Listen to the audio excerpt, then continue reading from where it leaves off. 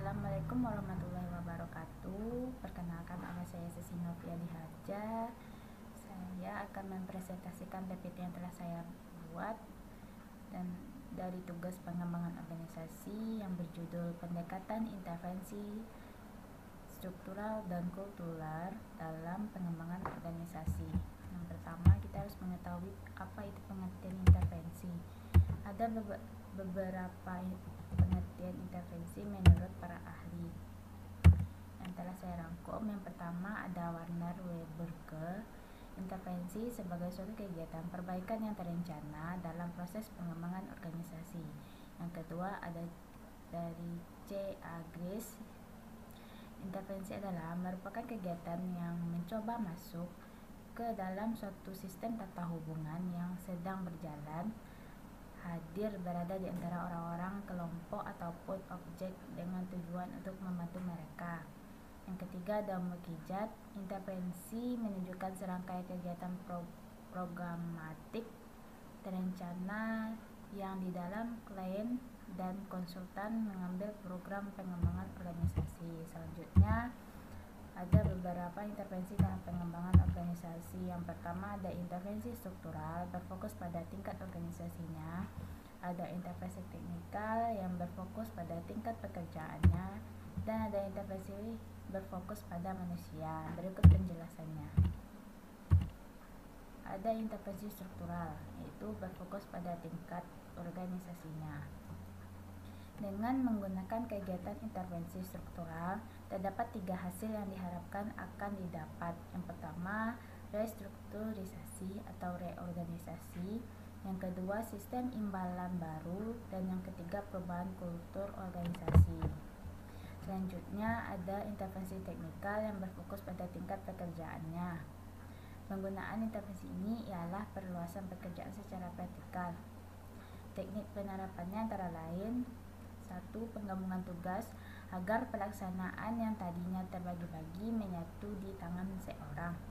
Penciptaan satuan kerja yang bersifat alamiah, yang berarti bahwa aneka ragam pekerjaan seorang karyawan terwujud menjadi sesuatu yang dapat diidentifikasikan secara serta merupakan suatu yang bermakna. Yang ketiga ada penciptaan hubungan kerja dengan klien.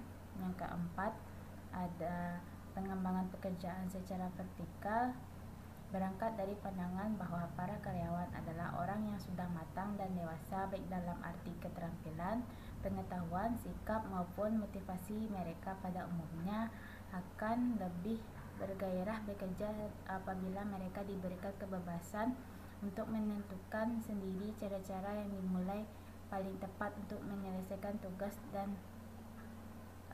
berhak dikendalikan dan tidak dikendalikan oleh atasannya. Selanjutnya, intervensi berfokus pada manusia. Ada beberapa. Ada antara lain ada 5. Yang pertama ada pelatihan kepekaan, umpan balik melalui survei. Yang ketiga ada konsultan, proses. Yang keempat ada pembinaan tim. Dan yang kelima ada pembinaan kerjasama antar kelompok. Selanjutnya ada intervensi pengembangan organisasi dilakukan secara konsultan melalui diagnosis. Sebelumnya kita harus mengetahui apa itu pengertian dari diagnosis. Diagnosis merupakan suatu proses menemukan penyebab pokok dari masalah organisasi. Sedangkan menurut Son dan Siagian, diagnosis merupakan suatu pendekatan yang sistematik terhadap pemahaman dan uraian kondisi organisasi sekarang. Dan selanjutnya proses diagnosis meliputi 1. Mengumpulkan informasi data. Yang kedua menganalisa informasi. Yang ketiga membuat kesimpulan untuk melakukan penyempurnaan. Selanjutnya ada kriteria suatu intervensi yang aktif, terdiri atas 3 ya. Yang pertama dengan informasi yang benar dan bermanfaat. Yang kedua dengan kebebasan memilih.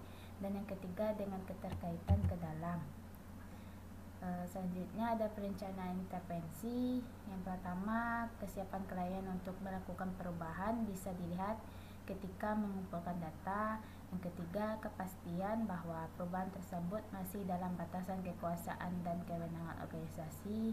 Dan yang ketiga, kesiapan sumber-sumber internal untuk membantu memanage, memonitor, dan memelihara proses perubahan. Dan yang terakhir ada tahap perencanaan intervensi. Tugas konsultan antara lain: 1. Menguji kesiapan klien.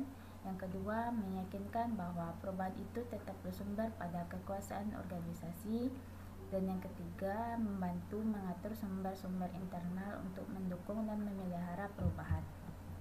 Baiklah, sekian dari presentasi saya. Apabila ada kesalahan, mohon dimaafkan.